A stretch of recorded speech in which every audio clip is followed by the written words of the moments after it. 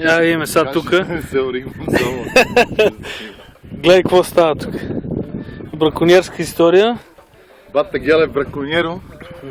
Язовир Огняново. Добре, че тук, където да покаже каква е ситуацията. Ей сега, това не знам си кой кош е. Некой оттече с кошовете, но не съм аз със сигурност. Сега сигурно ще довтаса некой. И че почне да размета разни секири, брадви, поредния кош. Тук може да напълним цялата лодка с кошове, как е тръгнало. Но поне раци да имаше да хапнеме. По два рака в коша. Ви браконьерите мръсни ли. Какво става? Погна. Кото? 1, 2, 3, 4, 5, 6, 7, 8, 9 са до тук. Един Господ знае колко са. Като гледам как тъжи, сигурно че отидат накъде до 30. Как ги пускат тези работи? Сега по врага. Кой ще дойде? Или Слодка ще дойде? Пристига поредния кош. Баце, мислим, че е време, бата, да помогнеш. Тук има раци. Ето, къде отиват раците на пазара. Къде зимуват раците,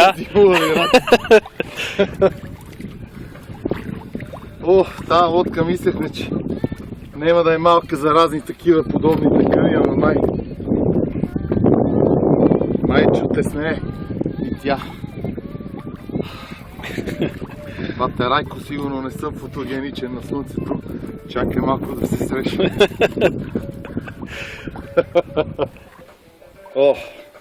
Какво правим са? Какво правим? Продължаваме да тегнем. Ето поредния кош. Кош след кош.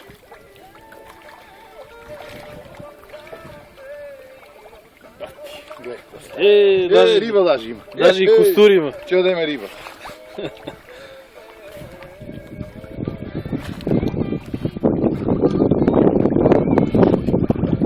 Некой сериозно тече с кошовете. Това е живота. За едни е справедлив, за други не. Некои хора са нацепени определено.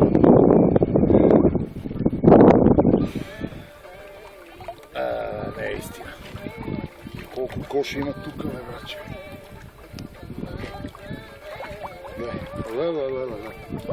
Кош след кош. Причка дали, че ги вадим или... Не бе, че ги извадиме до тук и да срежеме, Извадиме наред. Я гледай. Леле. После, що нема рация? Нема раци, риби нема, нищо нема. Язовир Огняново, Софийска област. Планинската трагедия. Това е, браче, тук талин-пелин да си браконьер. Продължават да излизат. И накрая, ако има и някаква мрежа, представям си.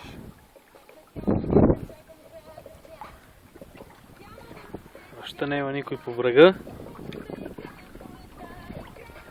Колко кош? В момент, че се обадим и на 112, най-вероятно някой местен бек, че се изсили са на финала да се прави, че това било него или нещо от сорта.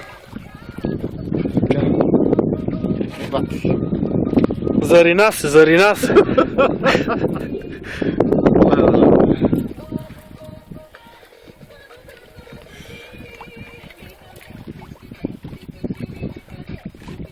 Да, дископатия, сега трябва да ловим кошове. Ужас. Допада беха поне раци, те са едни мижави раци. Няма нищо за ядене в тех. Ги ядат и ги продават.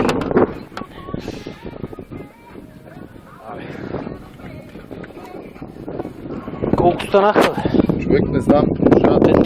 Те тия май въобще не се вадат, само ги... Сигурно са 30-40. Само ги проверяват и айде. Може да се вадат, може и само да ги надигат като на Монтана мрежите как.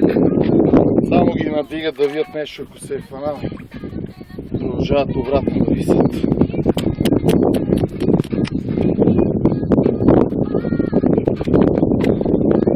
Какво става? Ама ние май котвата си го влачиме, или? Влачиме всичко, брат. Оп, главна. Нали? Да, май идва камък. Нещо ми позаигра отзаде, храна лесно. Не, истина, гледай, цела лодка пълна с кошове. Баце, аз и бате, това не помогнеш. Нема стане. Снимаме накрая каква е храната.